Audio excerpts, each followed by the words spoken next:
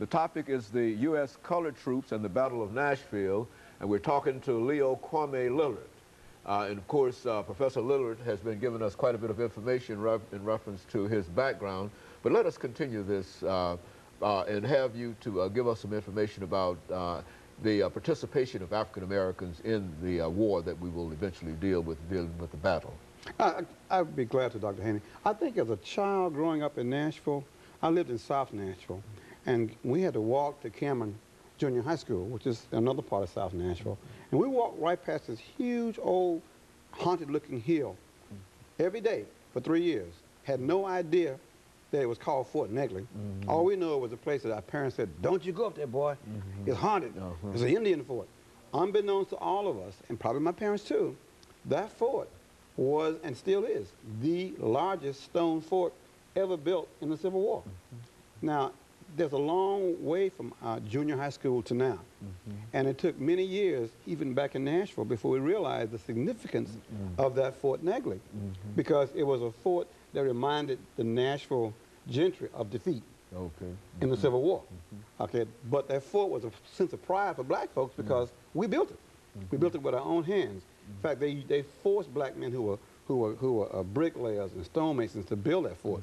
Nashville itself was a key city during the Civil War because it had all these railroads, and it was a border state. It was the last state to succeed during the Civil War. But it also allowed this city to become the launching area to supply the entire war effort that Lincoln needed to have to defeat the Confederate armies operating in Alabama and Georgia and Mississippi. So Nashville was occupied. It was only one of two cities occupied, Nashville and New Orleans. Only two cities occupied during the entire war, and became staging areas to defeat the Confederate Army. So this was a critical city for the Civil War. But more importantly, it also became a place to recruit black soldiers because all the slaves that wanted to join the Union Army had to come out of those southern states to get to Nashville to be recruited. And Tennessee had the second largest number of black recruits behind Virginia in the entire war, and also had the largest number of battles other than Virginia. So we played a major role. So it's odd that you grow up in a city, in a state, with that significant role, and as an educated person, you're black, you leave with a degree in whatever it is, and you don't know the role that Nashville played. So you wonder, how long could this lie be kept away from the people? Our job then became to expose the lies, to fill in the blanks in history, and say, we played a major role in making our country what it is. We didn't just do what's in the movie Gone with the Wind. And it's odd, Dr. Haney, that this stamp, the stamp this year, is Hattie McDaniel, the black stamp, and she played Mammy in Gone with the Wind. All right? And it's odd that you would have that stamp come out the exact year we put a statue up that totally contradicts the stamp. I mean, the men who that statue is made for wasn't singing old Massa and singing, you know, we shall overcome. They were fighting for the rights of their freedom and the rights of a nation. And it's amazing it's taken that long to do that. So we're kind of proud of the fact that we can fill in those blanks and say we have a right to claim that this country belongs to us because we defended it with our blood. In the cemetery on Gallatin Road, Dr. Haney, there are 1,900 black men buried there from the Civil War who fought in the Battle of Tennessee, and particularly the horrendous Battle of Nashville.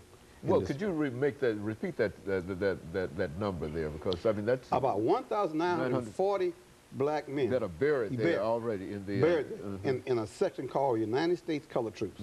It is in the back of the cemetery next to Kmart on Gallatin Road. When you go under the train track, you turn left, and there you will find up on the hill 1,900 graves with the inscription USCT on the headstone. That signifies that they were Union soldiers of African descent. And they bled and fought bravely and defeated the Confederate Army. In fact, they defeated the last real army in the entire war that was effective. That caused the surrender of Lee and to Grant, which ended the Civil War in favor of the Union Army. That's the importance of Nashville, that's the importance of Tennessee, and particularly that's the importance of the black men who wore the blue uniform. And they were, of course, probably ill-trained, the worst equipment, sacrificed on suicide missions, but they still went. And our children don't know that. And to see the folks who run around with Confederate flags say this wasn't a war about slavery. If it wasn't a war about slavery, what was it about? What was it about? And we're just so proud that the Civil War stories that are coming out now trying to fill in that gap and not make Gone with the Wind the only interpretation of that era in our country. And most of us as children, including myself and you too, until you were 20, 30 years old, you assumed that Gone with the Wind was correct.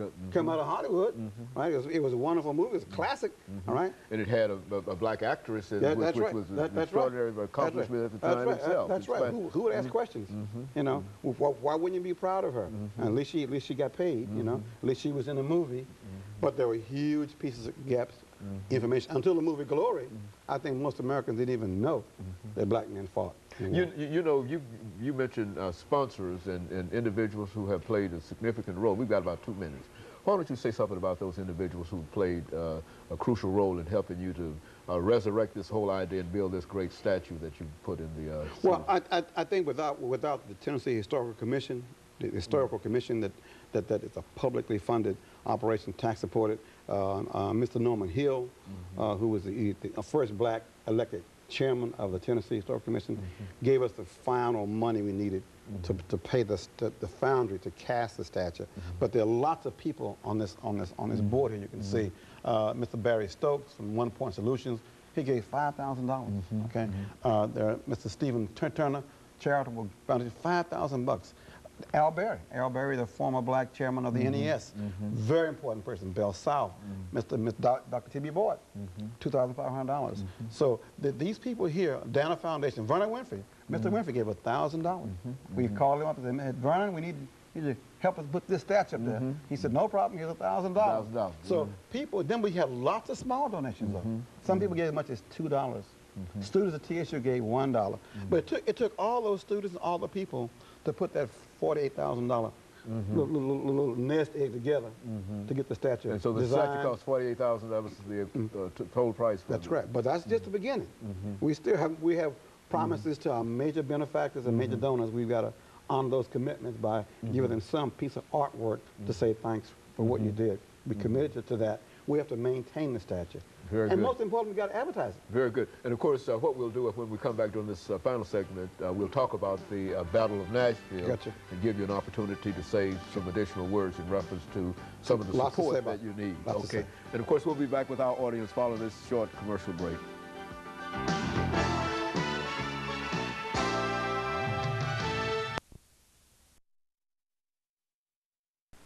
We're talking to Kwame